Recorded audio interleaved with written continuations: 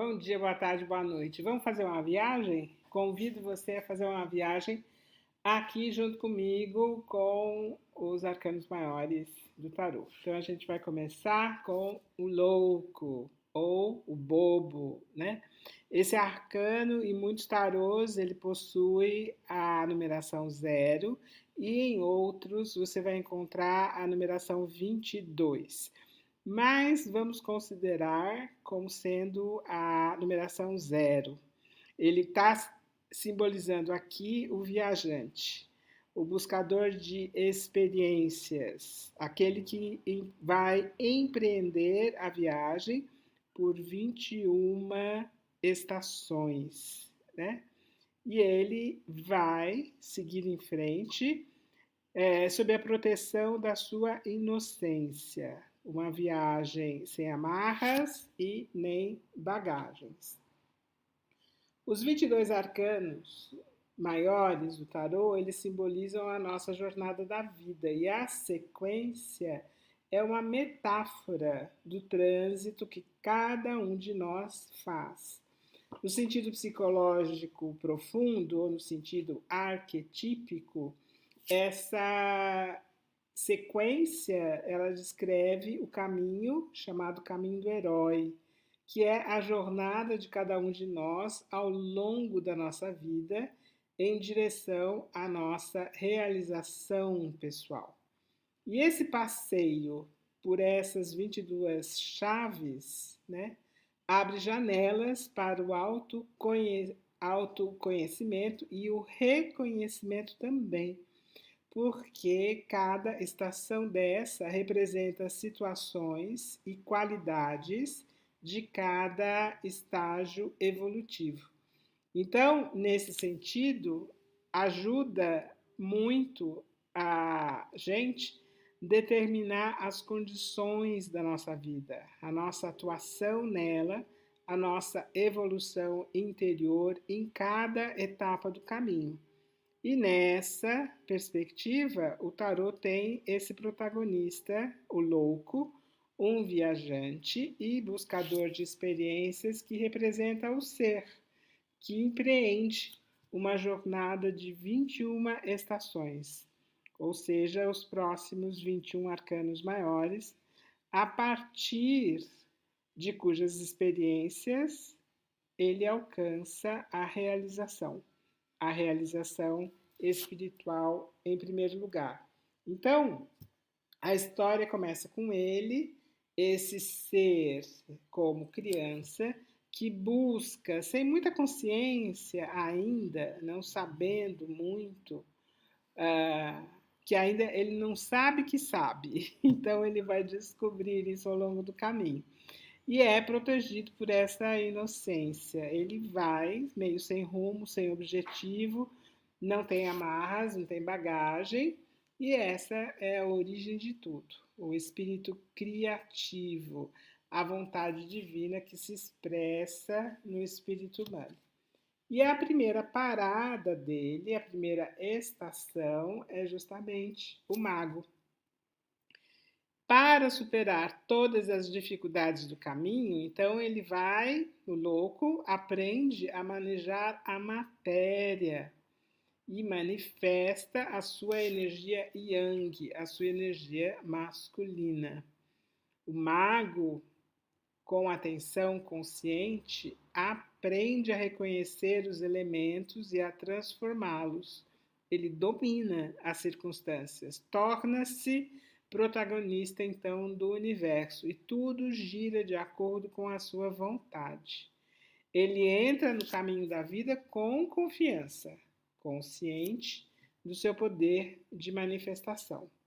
E aí, a próxima parada do mago é a estação da sacerdotisa.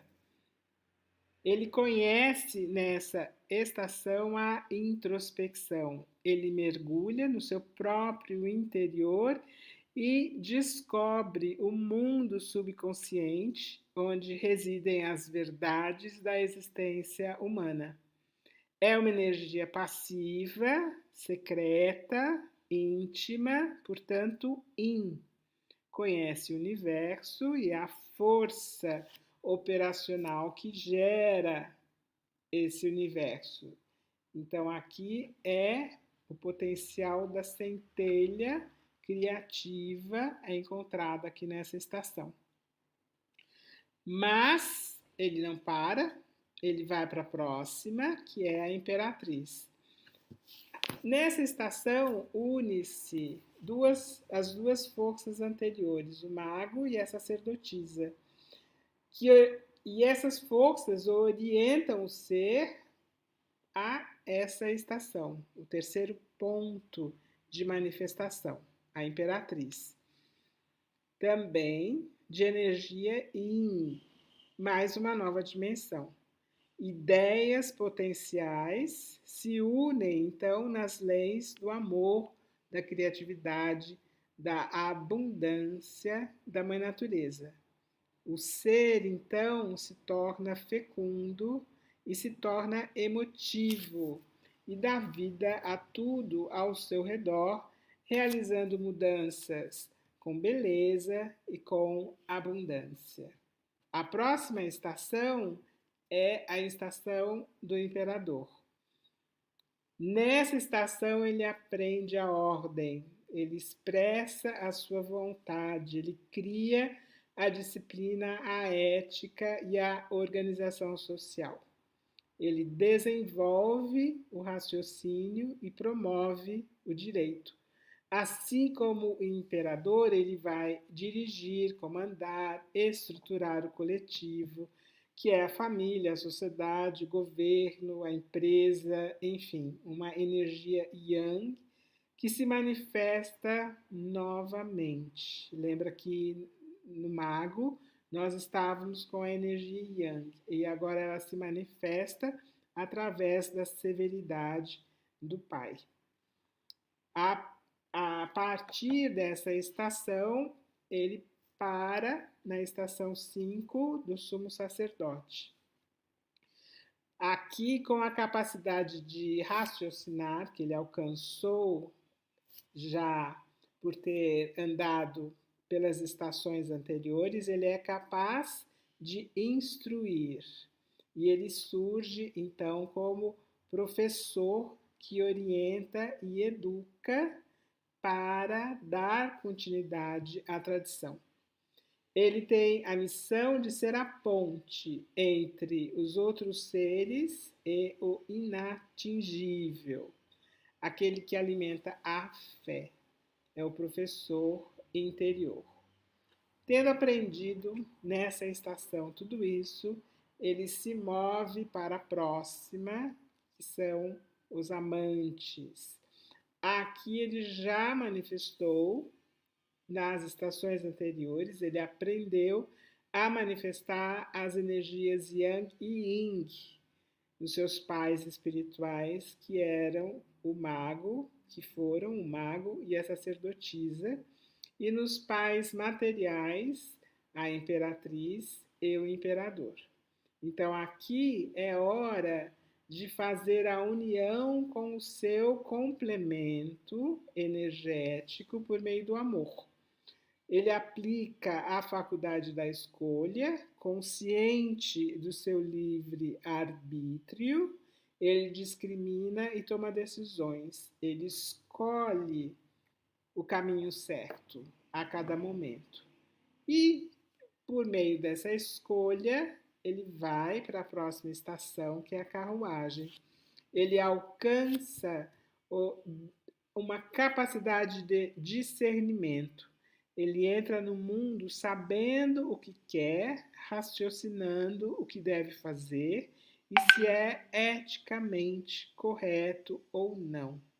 Na carruagem, ele lida com forças opostas que ameaçam desviá-lo do seu caminho. Então, ele deve escolher o método correto e usar a sua vontade com coragem e determinação. E assim ele segue na vida. Agora, ele vai para a próxima estação, a força. Em outros tarôs, nós temos a justiça, mas isso não faz muita diferença, tá? Bom, estando aqui na estação da força, ele aprende como é difícil manter o equilíbrio dentro daquela dualidade, né? E percebe a necessidade de controlar a sua paixão animal e, com a força, estabelecer uma aliança entre a sua vida instintiva e a vida espiritual. E é assim que ele consegue dominar suas paixões sem luta, de forma sutil e autoconsciente. A partir dessa estação, ele parte para o eremita. E nesse ponto do caminho, ele alcança a força da sabedoria. Por isso, ele se retira como eremita e internaliza para encontrar essa luz no fundo do seu próprio coração. Entenda tudo, mas continue com humildade e dedicação. Esse é o seu lema. Ele é um professor, ou ele aprende a ser um professor silencioso que não exige nada nem ninguém para continuar seu curso. E ele nunca para. Agora ele chega na roda da fortuna. Nessa estação, ele já chega com uma sabedoria alcançada. O ser percebe o caráter transitório das coisas, o caráter permanente da mudança. Mesmo sendo o primeiro a saber que está mudando em pensamento, palavra e ação, o que o leva a estar atento à natureza cíclica das coisas. Segue então para a próxima estação, que é a justiça.